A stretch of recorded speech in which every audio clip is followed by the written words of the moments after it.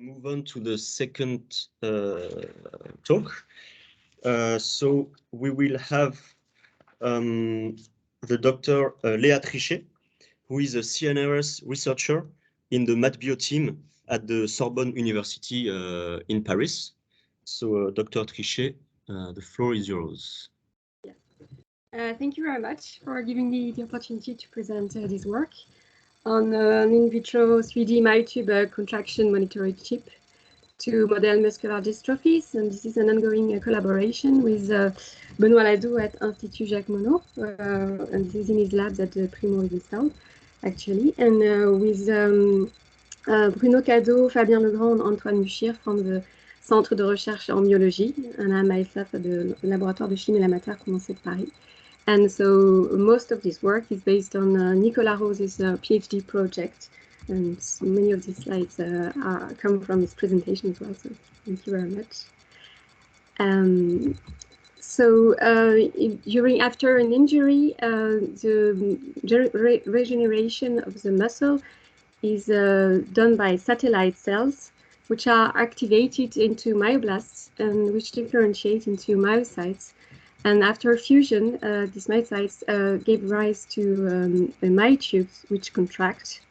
And in fact, usually the 2D substrates that are used to study muscle are not adapted because after contraction at the later stages, the myotubes might detach. And that is why 3D force measurement systems are essential now to assess skeletal muscle function. And they can be used in combination with organoids using patient biopsies. So the fourth generation in muscle tissue relies on the organization of the myofibrils, which compose the muscle fibers. And so myofibrils are long multinucleated cells, and they are organized in periodic segments called sarcomeres, which are composed of the actin and myosin cytoskeletons. And in fact, the sarcomere shortening of each segment is due to the sliding of the globular heads of the myosin molecules along the actin filaments. And so the striated pattern of the sarcomeres is a hallmark of mature myotubes. So the striations of the cytoskeleton components as well as proteins associated like sarcomeric alpha-actinin would enable to assess the status of the myotubes. So the fourth is transmission between the contractile structure and the extracellular and the basal membrane involves the costamere structures, which are complexes of proteins. And any impairment of these proteins can lead to muscular pathologies, and in particular dystrophies, which lead ultimately to necrosis of the muscle. In particular, the mutation in the dystrophin protein leads to Duchenne muscular dystrophy.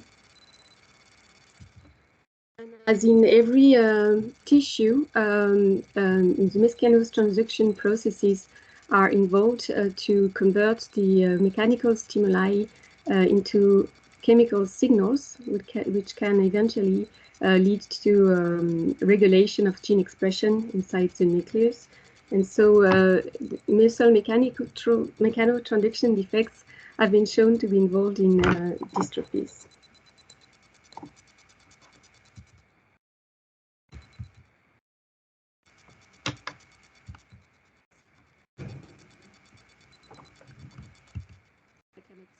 Sorry, I cannot switch to. Sorry. This is why now there is a medical need to assess the muscle function in patients suffering muscular pathologies.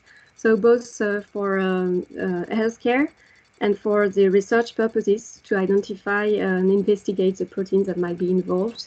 And to, for example, so it is also used to test drugs used for myopathies by using patient myoblasts from biopsies and assessing the 3D myotube organization as well as the contraction force that arises, and this enables to estimate therapeutic procedures during drug development.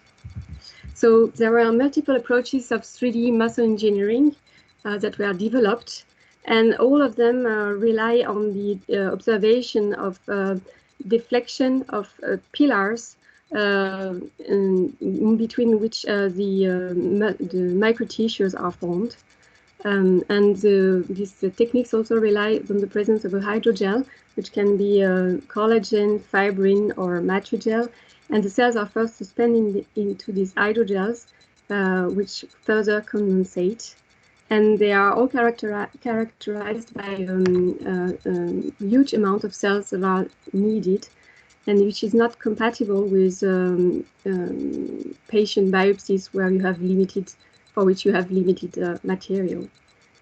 So our approach is based on microfabrication of pillars and ridges associated with photo patterning, and the use of ridges, which you can see at the bottom of the pillars, is inspired by work by Lam and colleagues, who have shown that wavy PDMS substrates can pre-align myoblasts and induce muscle formation. And the periodicity of 6 micrometers has been shown to provide the healthiest myotubes. And so this is a periodicity that we chose to develop in collaboration with Gianluca Granchi from the Mechanobiology Institute of Singapore.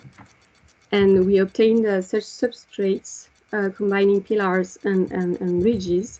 And we combined it with, we decided to combine it with the light-induced molecular adsorption strategy, which was introduced by Pierre-Olivier Stral and colleagues, and which is now implemented in the Primo system.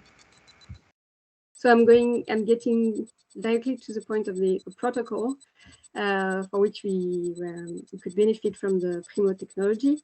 And so what I'm showing to you now is the freshly plated myoblasts on our chip, which is constituted by pairs of pillars with wavy patterns at the bottom of the pillars. And so what we can see now is that if we don't confine the interaction of the cells with the substrates, you have a random formation of myotube. So we need to confine myotube formation in between the pillars. And so that is maybe a primer, and that I guess you already know that. So we use the Lima technique, which is based, for this specific application based on the passivation strategy. So we use PLL-PEG polymers and polylysine the backbone. We have electrostatic interactions with the substrate, and the side chains will prevent any adhesion of proteins and cells. And so we use a photoinitiator provided by Alvéole, and by means of a digital micromirror device that is implemented in the Primo, you can degrade locally PLL-PEG using specific patterns. And this way you can further add the coating proteins, which enables adhesion of cells on specific patterns. So using this, I can show you some preliminary results using mouse cell lines. And as you can see on the left, so the C2C12 cells would just adhere at first to the striated pattern in between the pillars. And what we could see is that we obtain 3D myotubes that would form as the macropillars top.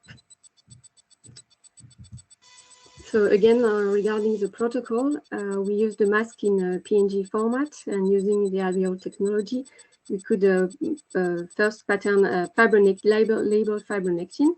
And there are some parameters that can be optimized if you compare, for example, the intensity of the labeled fibronectin towards the UV exposure. And so if you compare, again, the different kinds of patterning techniques, with using phato patterning, it enables to confine adhesion proteins to targeted areas. And also for 3D structure, it allows to coat the whole 3D structure whereas using stamping, you would only put adhesion proteins on top of your pillars. So using this technology and matrigel coating combined with labeled fibronectin, we could obtain 3D myotubes after 7 days of differentiation coming from human myoblasts. And so there are different parameters that can be optimized in this system. First, the geometry of the pillars. We decided to use oblong pillars instead of round ones, as you can see here on the scanning electron microscopy images from the top. And as well as the wavy pattern, the ridges were confirmed to have a strong impact on myotube formation success rate. So the model of our 3D myotube formation is first a fusion of myoblasts that have adhered to the substrate, and then due to contraction of these microtissues, they move towards the top of the pillars, and which we can see here on scanning electron microscopic images. They would stay around at the middle of each pillar. And so using confocal microscopy, we could confirm the obtention of sarcomeric structures from human immortalized myoblasts after 14 days of differentiation. And as well, using primary human myoblasts, you can also see this pattern of the sarcomeric structure. And with this, also, we could monitor the generation of spontaneous contraction by the myotubes obtained from human immortalized myoblasts. And we observed spontaneous twitch contraction, which is also a difference with the other systems that are already published, which rely on contraction in induction by optogenetics or by electrical stimulation. To calculate the force that is generated, we rely on the spring constant of the pillars and the observation of the deflection of the pillars. So taking into account the height at which the myotubes will form. And so this measure of contraction use the formula for the spring constant, which relies on the elasticity of the PDMS substrate that is used, as well as the dimensions of the pillars. So here you can see short and long axis of this oblong shape. So some spontaneous contractions was also obtained from primary human myoblasts after 9 days of differentiation. And these contractions display a constant pattern. So if you compare both immortalized and primary myoblasts from human biopsies, so you can see that the derived myotubes display more variability of contraction when they come from immortalized myoblasts. So we also studied the nuclear shape in the obtained 3D myotubes, and we compared them with the nuclei obtained on 2D monolayers. And we could see that the nuclei show diverging morphologies, and that the height of the nuclei in 3D were higher. And this is in fact closer to the in vivo morphology that is observed in 3D myotubes. So also we further used some LMNA gene mutation myoblasts. So in fact, immortalized cell lines that have a mutation of the lamine protein, which is along, which lines the nuclear envelope. And what is observed is that with LMNA mutations, there is an abnormal nuclear morphology with an elongation of the nuclei, which is already published. And using our technology, we could compare the nuclear shape between wild-type 3D myotubes and LMNA 3D myotubes. And we can see that the 3D myotubes obtained from lamine mutants show increased nuclear length and flatness, which in fact recapitulated these phenotypes already known for lamine mutants. Also, regarding the function of these 3D myotubes that were obtained with the mutants, we could observe a contractile dysfunction.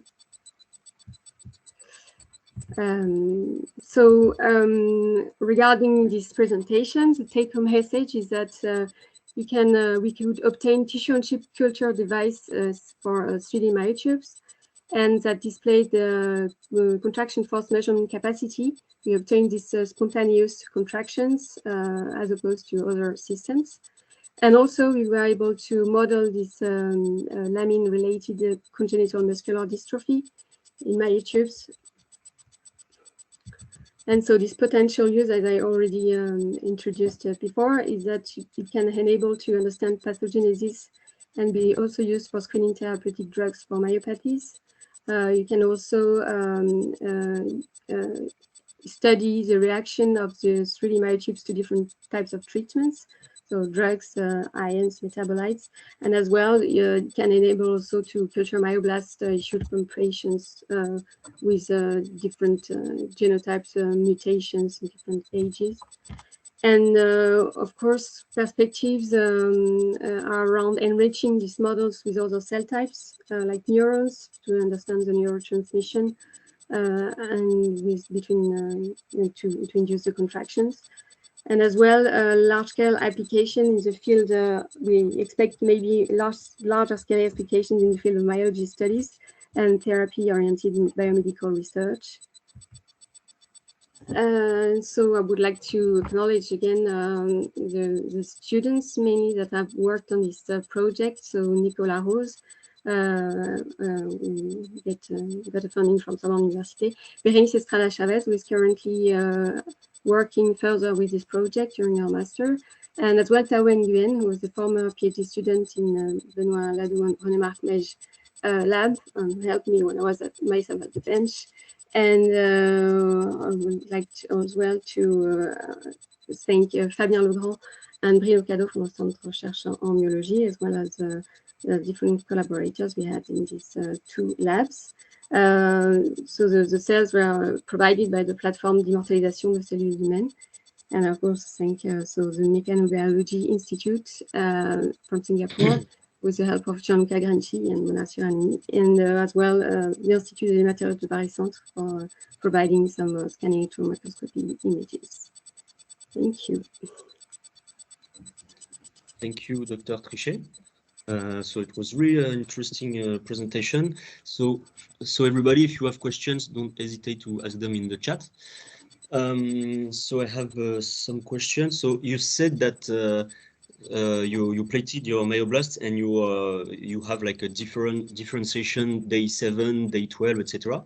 But how long did you manage to maintain the cells in culture at the maximum? They were maintained at maximum at for 14 days. 14 but the days. Function was evaluated only until the day 12, I think. The function of muscle contraction. And then you stopped the experiment, or you could have let them more longer, I would say. After 14 days, I think most of them detach due to their. Okay, thanks. Question. Oh yeah, there is one question again from Janine. Wow, thank you very much, Janine. So interesting talk. So the question is: immortalized and primary myoblasts exhibited different force distributions. Any thoughts on why?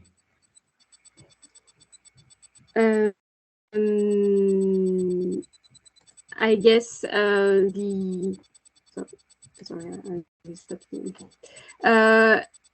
in certain, I guess this is I'm not an expert in cell biology, but I guess immortalized cell lines would just lose some properties that are related to native status of the cells, as you can get from primary myoblasts directly from the patient's biopsies, I guess.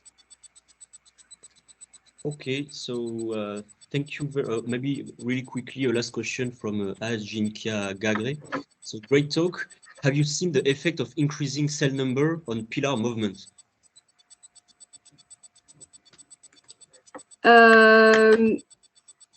Not really. In fact, there is in fact, we still have our, so for each construct, maybe something that I didn't say, we have a very limited number of cells, which is also a difference as compared to other systems. We are around 50 cells per construct. And so this is an amount that we cannot really have control on, but this is, we know that ultimately the number of cells would be at this, around this magnitude. I mean, around this, around 50 cells and not more. How many cells we add total on our constructs, on our chip. Okay, thank you. So we have one more question, but maybe we don't have the time for that. So maybe you can answer on the chat. Okay. Yeah. So thank you very much for your presentation. It was really interesting, a really nice example of the combination of microfabrication and micro patterning to create complex 3D substrates. So thank you very much. Thank you.